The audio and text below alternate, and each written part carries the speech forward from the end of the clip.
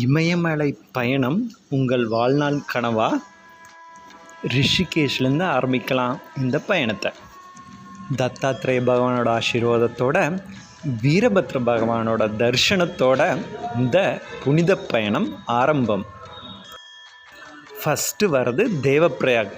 ஆனந்தமாக அங்கே குளிச்சுட்டு பகவானை தரிசனம் பண்ணிவிட்டு நைட் ஸ்டே ஒண்டர்ஃபுல் ஒரு ரிசார்ட்டில் தங்குறோம். அடுத்த நாள் 12 ஜோதிர்லிங்கங்களை மிக உயர்ந்த இடத்துல அமர்ந்துள்ள கேதார்நாத் பகவானை தரிசனம் பண்ண போகிறோம். போகிற வழியில் குப்தகாசி தரிசனம், ட்ரக்கிங் இங்கிருந்து ஆரம்பம். ஆனந்தமான குளிர் இமயமலை பகுதி. நைட் ஸ்டே கேதார்நாத் பகவானோட.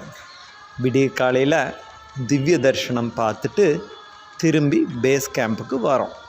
உக்கிமட்டில் தங்கி காலையில் அற்புதமான தரிசனம். இதோட ஸ்பெஷாலிட்டி 6 மாதம் கேதார் பகவானும் பத்ரி பகவானும் இங்கே இருக்காங்க.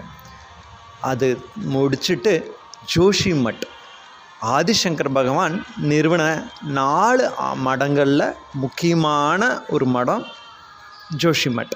அங்கே நைட் ஸ்டே பண்ணிவிட்டு அடுத்த நாள் பத்ரிநாத் தரிசனம். எதுக்கு வேண்டி நம்ம வெயிட் பண்ணோமோ அது பத்ரிநாத் பகவான். காலையில் தரிசனம் முடிச்சுட்டு Mana village, India's first and last வில்லேஜ்னு சொல்லிக்கலாம்.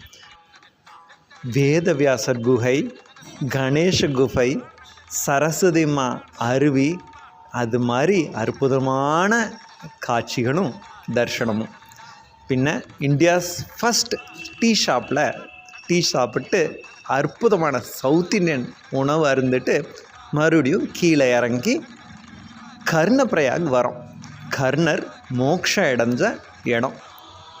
அங்கே நன்னா ரெஸ்ட் எடுத்துட்டு சூப்பரான ஒரு கட்லெட், எல்லாத்துக்கும் ஃபேவரேட் கட்லெட் சாப்பிட்டு அடுத்த நாள் பயணம் தாரி தேவிமா நோக்கி.